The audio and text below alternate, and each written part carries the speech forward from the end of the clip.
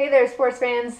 Today we are going to be making custom clamp ends, similar to the ones that you see hanging back here, for these Harbor Freight wood clamps or other clamps that I made. I guess they're not wood specific. They hold pretty well with the other factory pad in place, but to get an even better attachment point, you can just take it off and then it's really not going anywhere, whereas the one with the pad on it did. So if you'd like to see how I made these, stick around. Okay, so to get started, I'm going to create a stop block at 2 inches. Here I start making my cuts to create several 2-inch blocks. After I make the cut, I purposefully will hold the blade down until it stops so that I prevent any kickback. And then I'm double checking my measurement to verify it was 2 inches, and there we go, it was 2 inches. I continue to make several cuts using that same stop block so that I don't have to pre-measure ahead of time, and I made as many blocks as I felt that I might need for any clamping needs in the future. And now every woodworker's favorite task, sanding. I'll be using my random orbital sander with a 150 grit pad. I also wanted to show you, watch out buddy, back up, nope, back up. This cool little, hey, knock it off, auto switch. So you plug it into whatever your electric source is. The vacuum plug goes into here and the tool plugs in to where it says tool. And what's crazy is that when you turn this on,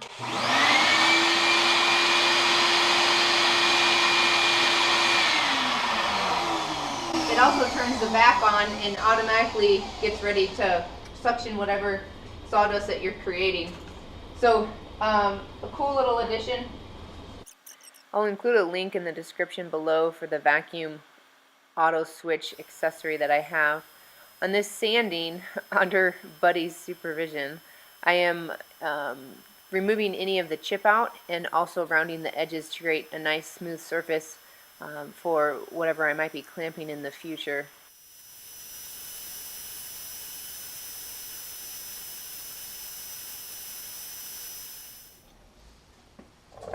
Okay, I'm going to walk you through how I set up my drill press. I have this Wood Magazine drill press speed chart printed out, and then of course I laminated it. For Forstner bits, half inch to 5/8, it's calling for speed of 2400 as the ideal setting.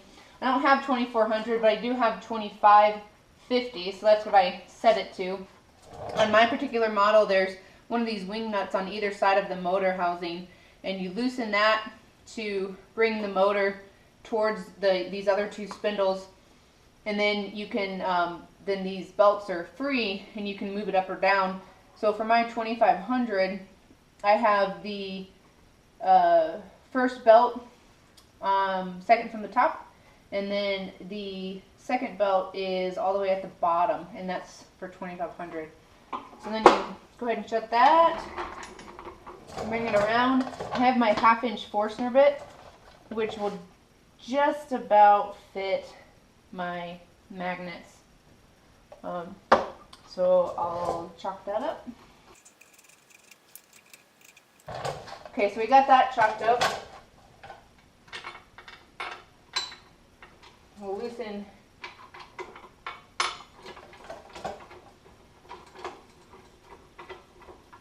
the clamp for the table and bring this up. So that's really good. So we'll lock that in place. The other thing that you want to make sure of is that your bit goes all the way through in case you happen to break through the wood.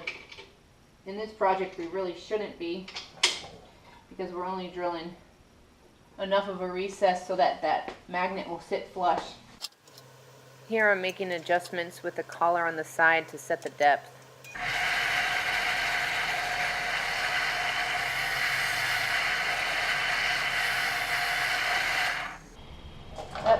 be about perfect.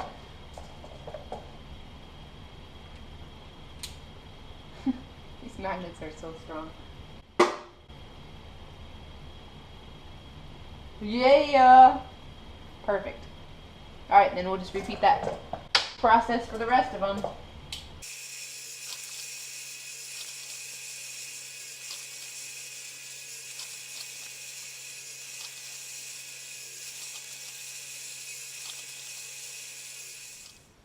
Okay, to bond these rare earth magnets to the wood, I'm going to use this Loctite 2-in-1 Seal and Bond. It specifically says that it works for wood and metals, so it should work well for this. I had this out earlier today working on my teardrop, so I'm going to use it for this. Goes on white and dries clear. So we'll just give a little bead or a big bead. Wow. Alright, and then we'll just set that off to the side to dry. And then we will just repeat the process for the remaining.